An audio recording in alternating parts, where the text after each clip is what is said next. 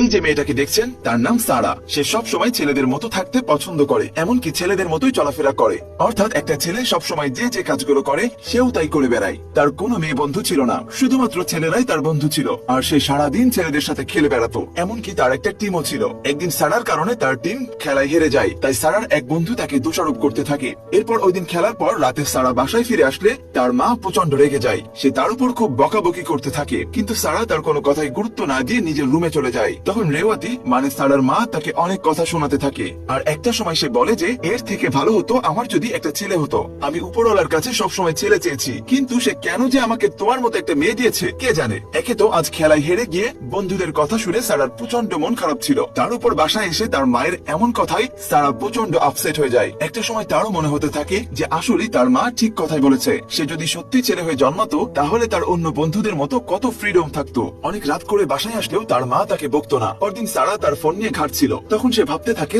যদিও সব কাজ ছেলেদের মতোই করছে, কিন্তু এখনো সে ফিজিক্যালি মেয়েই রয়ে গেছে। তখন হঠাৎ তার মাথায় জেন্ডার ট্রান্সফরমেশনের বিষয়টা আসে। এরপর সে ইন্টারনেটে এই ব্যাপারে একটু রিসার্চ করে, আর এর পরদিন কাউকে না জানিয়েই মাইসুরের একটা হাসপাতালে তার অ্যাপয়েন্টমেন্টও সে ফিক্স করে ফেলে। ওই দিন রাতে বাড়ি ফিরে সারা তার মাকে জেন্ডার ট্রান্সফরমেশনের ব্যাপারে বলে, কিন্তু তার মা একদমই রাজি ছিল না। বরং তার এই আইডিয়াটা শুনে সারাকে সে অনেক বকাবকি করে, কিন্তু সারা ছিল প্রচন্ড জেদি। আর ওই দিন তার মায়ের কথা তার খুব গায়ে লেগেছে, তাই সে মনে মনে ঠিক করে নিয়েছে যে সে ছেলে হয়েই ছাড়বে। আর এই জন্যই সারা নিজেই নিজের নাম বদলে মাইক রেখে দিয়েছিল। অন্যদিকে রনি নামের এই ছেলেটাকে দেখা যায় সে মদ খেয়ে মাতাল অবস্থায় রাতে বাইক চালাচ্ছিল, তাই পুলিশ তাকে মাঝ রাস্তায় আটকে তার বাইক রেখে দেয়। তখন রনি একটা অটো নিয়ে হোটেলে চলে আসে, এরপর আবারও মদ খেতে শুরু করে। আর এখান থেকে বোঝা যায় যে রনি একটা পুরোপুরি নেশাখোর, যে সব সময় মদ খেয়ে থাকে। এখন সে কি জন্য মদ খায় আর তার কেন এত কষ্ট ছিল এটা তো আমরা পরে জানতে পারবো। তো পরদিন সকালে রনি তার কাজের ছেলেকে ডেকে কিছু টাকা এবং ওই বাইকের চাবিটা দিয়ে পুলিশ স্টেশন থেকে বাইকটা ছাড়িয়ে আনতে বলে, আর বাইকটাকে এনে তার কাছে রেখে দিতে বলে, কারণ আজকে রনি তার বাড়িতে চলে যাবে।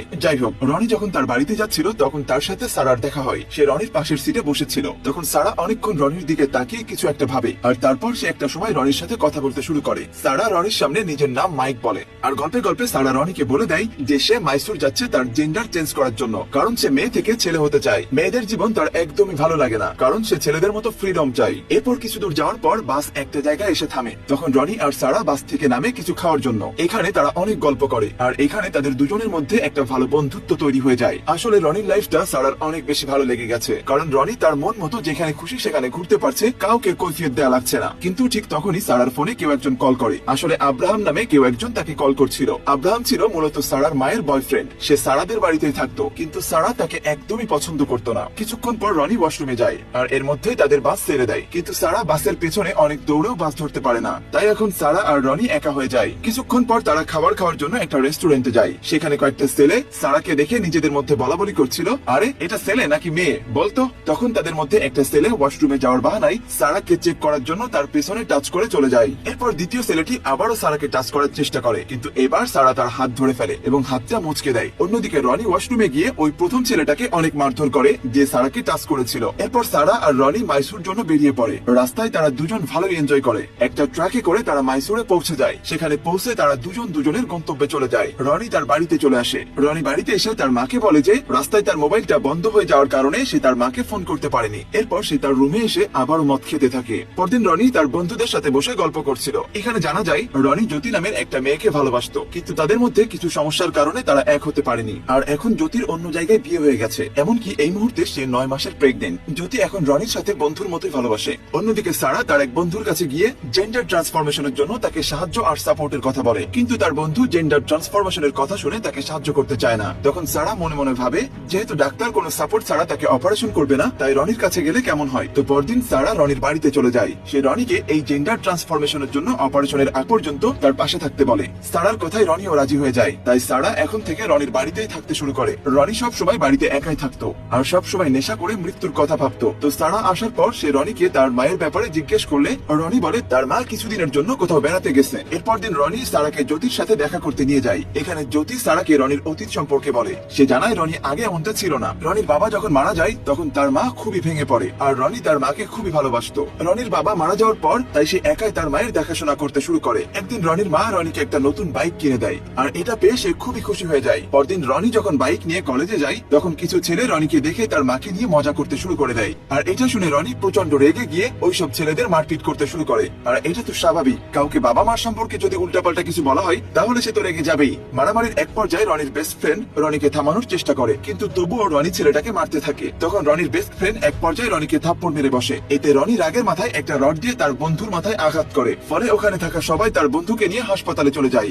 আর এদিকে রনি হতভম্ব হয়ে বসে থাকে। ঠিক তখনই একটা ছেলে রনিকে এসে বলে যে তার মা প্রিন্সিপালের রুমে এসে কথা বলছে। এটা শুনে রনি দৌড়ে প্রিন্সিপালের রুমে চলে যায়। সেখানে প্রিন্সিপাল তার মাকে রনির ব্যাপারে অনেক কথা শোনাতে থাকে, কিন্তু প্রিন্সিপালের মিথ্যা কথা শুনে রনির মা রেগে গিয়ে প্রিন্সিপালের সাথে কথা বলার অনেক চেষ্টা করে, কিন্তু দেখা যায় রনির মা বোবা হওয়ায় সে কিছুই বলতে পারে না। আসলে এই জন্যই তখন ওই ছেলেগুলো রনির মাকে নিয়ে মজা করছিল।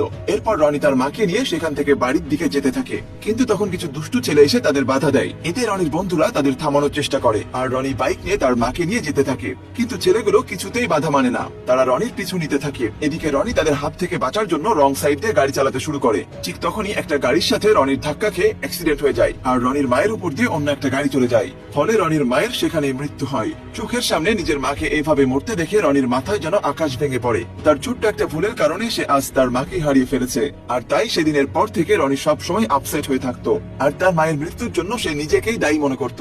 কিন্তু রনি তার মাকে এতটাই ভালোবাসতো যে কল্পনায় সে সবসময় তার মাকে দেখতে পারত, এমনকি তার মায়ের সাথে কথাও বলতো। কিন্তু বাস্তবে তার মা তো মারা গিয়েছিল, আর তার মৃত্যুর পর থেকে রনি নেশায় আসক্ত হয়ে গিয়েছিল। যাই হোক, পরদিন রনি সারাকে নিয়ে এক ডাক্তারের কাছে যায়, যেখানে ডাক্তার সারাকে বলে এই অপারেশনের আগে তাকে এক সপ্তাহ কাউন্সিলিং সেশনে জয়েন করতে হবে। আর এখানে সে ভেবে দেখবে যে এই অপারেশন সে করবে কিনা, কারণ এই সার্জারি একবার তারা শুরু করলে আর সেটাকে থামাতে পারবে না। আর এই সার্জারির ফলে তার শরীরে অনেক পরিবর্তন আসবে, এবং এর থেকেও বড় কথা হলো একবারে সার্জারি শুরু করে দিলে সারা আর এখনকার মতো থাকতে পারবে না, সে পুরোপুরি বদলে যাবে। তাই তাকে একটু সময় নিয়ে ভেবে সিদ্ধান্ত নিতে হবে। ওই দিন হাসপাতাল থেকে ফেরার পথে রনি সারাকে জিজ্ঞেস করে যে সে এই জেন্ডার ট্রান্সফরমেশন কেন করাতে চায়। তখন সারা রনিকে বিষয়টা বোঝানোর জন্য একটা রেস্টুরেন্টে নিয়ে যায়। সারা এখানে তাকে বলে, দেখো আশেপাশে থাকা সব ছেলেরা আমার দিকে কিভাবে তাকিয়ে আছে, আমি যদি একটা ছেলে হতাম তাহলে কি আমাকে ওরা এভাবে দেখতো? এমনকি আমার দিকে তাকাতোই না।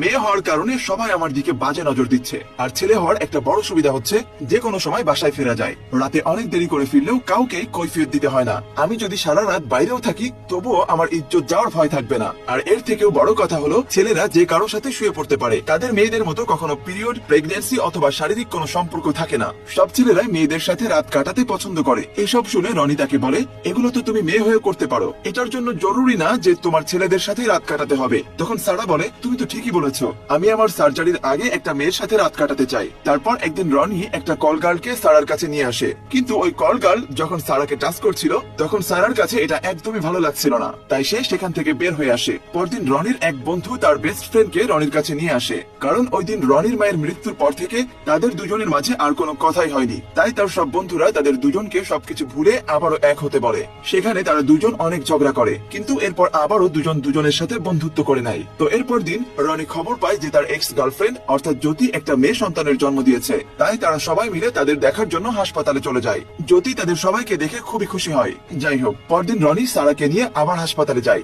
ডাক্তার সারাকে আজ টেস্ট করে আর কিছুদিন তাকে খুব কেয়ারফুল থাকতে বলে। ওই দিন ডাক্তার রনিকে কিছু কথা বলার জন্য আলাদা বাইরে ডেকে নিয়ে আসে। সেখানে সে রনিকে বলে, আমার মনে হয় সারা এখনো এই সার্জারি করার জন্য পুরোপুরি প্রস্তুত না, তাই এই বিষয়টা দেখার জন্য আপনাকে আমি দায়িত্ব দিলাম। ওই দিন রনি সারাকে নিয়ে তার বেস্ট ফ্রেন্ডের জুডো একাডেমিতে যায়। সেখানে জুডো ফাইটের জন্য সব ছেলেদেরকে ট্রেনিং দেওয়া হচ্ছিল। তখন সারা বলে সেও এখানে এক রাউন্ড ফাইট করতে চায়, কারণ সে আগে থেকে জুডো জানতো। সারা প্রথমে তো অনেক ভালো ফাইট করে, কিন্তু শেষমেশ ওই ছেলেটা সারাকে উপরে তুলে নিচে ফেলে দেয়, আর বেচারা সারা প্রচন্ড ব্যথা পেয়ে চিৎকার করতে থাকে। তখন রনি সারাকে নিয়ে সেখান থেকে বের হয়ে যায়। এরপর তারা দুজন মিলে একসাথে অনেক সুন্দর কিছু সময় পার করে, যার কারণে তারা দুজন আরো কাছাকাছি এসে পড়ে। আর এখান থেকে বোঝা যায় তাদের দুজনের মধ্যে একটা ফিলিংস জন্মেছিল।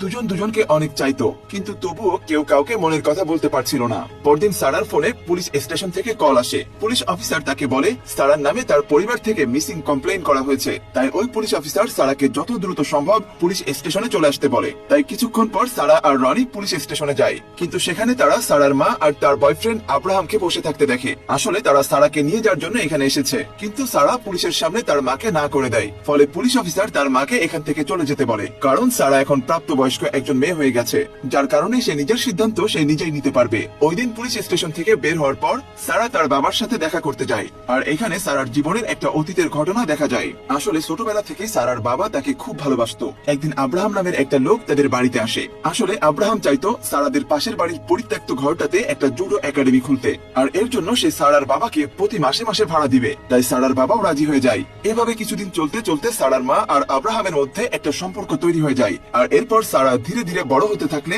আব্রাহাম সারাকেও বাজে নজরে দেখতে শুরু করে। সারার মা আর আব্রাহামের রিলেশনের যতদিন যেতে থাকে, সারার বাবা আর তার মায়ের মধ্যে সম্পর্ক ততই খারাপ হতে থাকে। তার বাবার সাথে সারার মা খুব বাজে ব্যবহার করতে শুরু করে, যার কারণে সারার বাবা কষ্টে এই বাড়ি ছেড়ে তাদেরকে কিছু না বলেই চলে যায়। সে তার বাড়ি থেকে বের হয়ে তার কিছু পুরনো বন্ধু বান্ধবের সাথে থাকতে শুরু করে, আর তাই সারা মাঝে মাঝে তার বাবার সাথে দেখা করতে সেখানে যেত।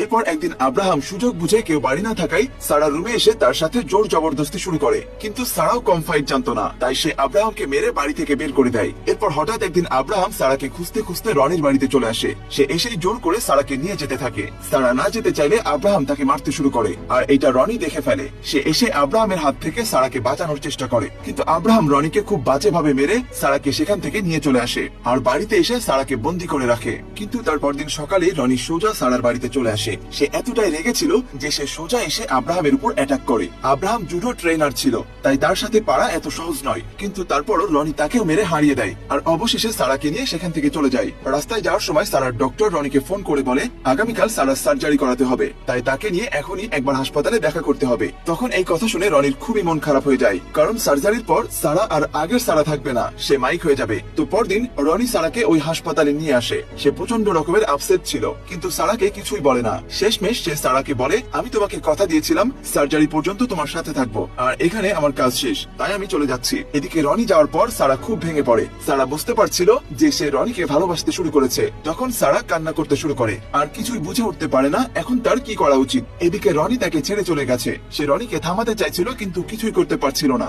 যাই হোক, এরপর 3 মাস কেটে যায়। দেখা যায় রনি এখন একটা FM রেডিও স্টেশনে কাজ করে, আর এখানে সে তার নিজের নাম বদলে তার নাম রেখেছে আরজে মাই, যে নামটা কিনা সারা পছন্দ করেছিল। কিছুক্ষণ পর একটা লোক এসে রনিকে বলে, তোমার জন্য একটা মেয়ে বাইরে অপেক্ষা করছে। রনি তখন বাইরে গিয়ে দেখতে পাই সারা তার সাথে দেখা করতে এসেছে। সারাকে দেখে অনেক অবাক হয়ে যায়। তারা দুজন দুজনকে জড়িয়ে ধরে। তখন রনি লক্ষ্য করে সারা সার্জারি করায়নি।